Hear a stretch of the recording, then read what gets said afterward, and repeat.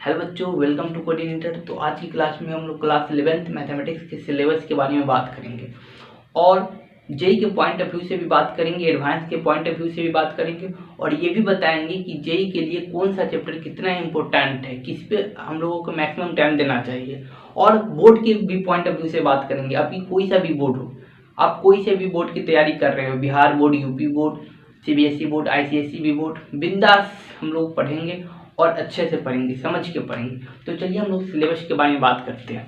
देखिए, आपके एनसीईआरटी के अकॉर्डिंग हम लोग लिखे हैं चैप्टर बाय चैप्टर। तो पहला चैप्टर है आप लोगों का सेट एंड फंक्शन। यहाँ पे क्या बात होगा, यहाँ पे नंबर की सेट, मतलब सेट का मतलब होता है किसी चीज़ को अरेंजमेंट करो। सेट मतलब क्या होता है, अपने बोलते इसको सेट कर दो, मतलब अरेंजमेंट कर दो, मतलब नंबर को अरेंजमेंट करो या कुछ चीज़ को अरेंजमेंट करो। तो सेट का मतलब होता है कि अरेंजमेंट करो। रिलेशन से बातें समझ में आ रहा है, रिलेशन मतलब नंबर के बीच में या किसी और के बीच में रिलेशन के बारे में बात करेगा। तो पहला चैप्टर का नाम है आप लोगों का सेट एंड फंक्शन। सेट मतलब समझ में आया ना, अरेंजमेंट का बात हो। अरेंजमेंट मतलब सजावट, नहीं बोलते गिलास को सजा दो या इसको सजा दो, इस प्रकार नहीं बोलते। सेट मतलब सेट कर दो इसको। तो पहला चैप्टर का नाम है सेट एंड फंक्शन। फंक्शन मतलब क्या होता है, एक्स एंड वाई के टर्म में बात हो। फंक्शन मतलब होता है, हम लोग पढ़ेंगे क्लास में तो अच्छे से समझ में आएगा। तो पहला चैप्टर का नाम है सेट एंड फंक्शन। इसमें हम लोग बात करेंगे सेट के बारे में, रिलेशन के बारे में और फंक्शन के बारे में।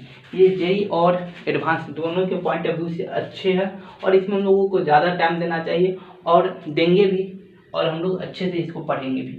तो क्या देखिए, चैप्टर का नाम जो लिखा है, तो आप लोग अपने मैथमेटिक्स का फ्रंट पेज पे ये चैप्टर का नाम लिख लीजिएगा, सिलेबस लिख लीजिएगा और हम लोग जैसे जैसे पढ़ेंगे उस पर आप लोग टिक लगाते जाइएगा। बी सीरियस, हम लोगों को सीरियस होना पड़ेगा। रियली बता रहे हैं। अब तक जो पढ़े अच्छे से पढ़े, नहीं पढ़े कोई बात नहीं, अब हम लोग पढ़ेंगे। क्लास 11th और 12th बच्चा का बेस होता है और यही आप लोगों का फ्यूचर डिसाइड करेगा। अब जितना भी मस्ती किए, जो भी किए, जितना भी पढ़े, अब सबको साइड में कीजिए। अब जो पढ़ेंगे वो हमारे फ्यूचर के लिए बहुत ज़्यादा इंपॉर्टेंट होगा, क्योंकि यहीं से हम लोग आईआईटी का एग्ज़ाम होता है और जेई मेन, जेई एडवांस का एग्ज़ाम दे सकते हैं, क्योंकि यही एक बच्चे का क्या होता है, फ्यूचर होता है और यहीं से आप लोगों का फ्यूचर ब्राइट होगा, समझे। तो अब हम लोगों का टाइम आ गया, अब हम लोगों के समय आ गया कि कुछ अच्छे से पढ़े और हम लोगों को अच्छा स्कोर करें, क्योंकि हम लोगों को आईआईटी कॉलेज, एनआईटी कॉलेज में एडमिशन ले सके और आप लोगों का वो मतलब फ्यूचर भी होगा, आप लोगों का वो ड्रीम भी होगा। तो इसलिए बी सीरियस, अब सीरियस होकर पढ़िए, जो कोई डिस्टर्बेंस नहीं, कुछ चीज़ का किसी से मतलब नहीं, उतना आप सिर्फ पढ़ाई करना है। 2 साल अपने को दीजिए, अपने आप को सिर्फ 2 साल दीजिए, सिर्फ अपने आप के ऊपर काम कीजिए, बिल्कुल निकलेगा और बिल्कुल हम लोग पढ़ेंगे साथ में। तो पहला चैप्टर तो हम जिक्र कर दिए, सेट एंड फंक्शन। दूसरा चैप्टर है अलजेब्रा। अलजेब्रा में आ जाता है कॉम्प्लेक्स नंबर। स्टार लगा देते कि ये इंपॉर्टेंट है जेई के लिए, है इम्पोर्टेंट, दो टिक लगा दिए इस पर। और ये देखिए अलजेब्रा में आते हैं कॉम्प्लेक्स नंबर। कॉम्प्लेक्स नंबर यहाँ पे आयोटा के बारे में बात करेंगे। जब हम लोग क्लास करेंगे तो आयोटा क्या होता है हम लोग जिक्र करेंगे। दूसरा होता है क्वाड्रेटिक इक्वेशन, हम लोग पढ़े होंगे quadratic equation, x² + bx + c के फॉर्म में होता है, जिसको हिंदी में द्विघातीय समीकरण कहते हैं।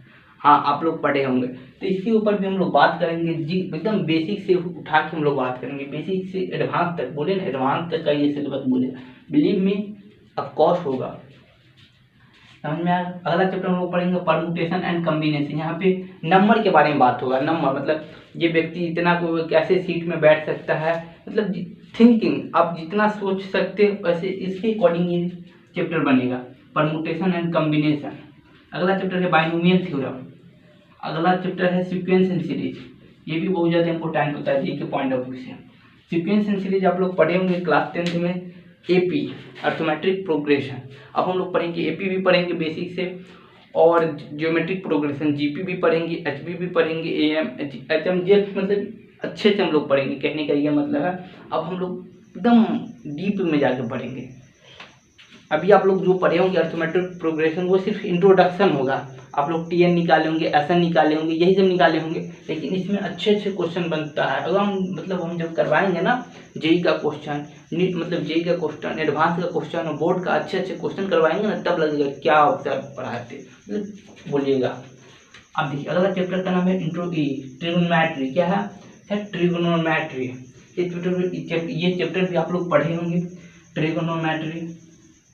हाँ सर, इसमें हम लोग मेजरमेंट ऑफ एंगल भी पढ़ेंगे, एंगल को कैसे मेजर कर सकते हैं, कंपाउंड एंगल के बारे में पढ़ेंगे, ट्रिगोनोमेट्रिक इक्वेशन के बारे में पढ़ेंगे।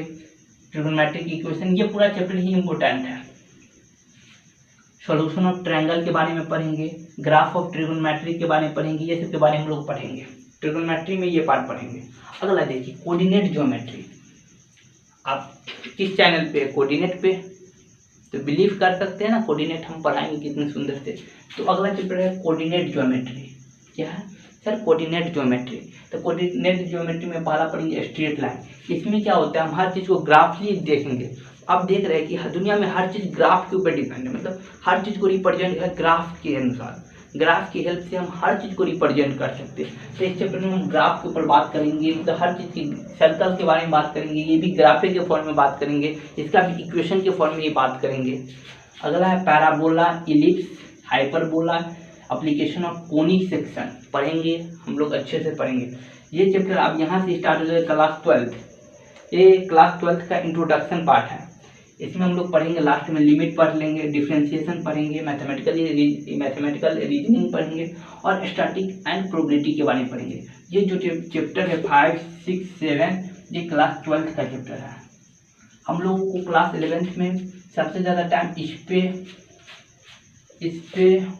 पे देना चाहिए, और इस पे ही देंगे, इस पे भी देंगे, क्योंकि ये दोनों चैप्टर क्लास 12 का भी है, ये भी दो चैप्टर क्लास 12 का ही है।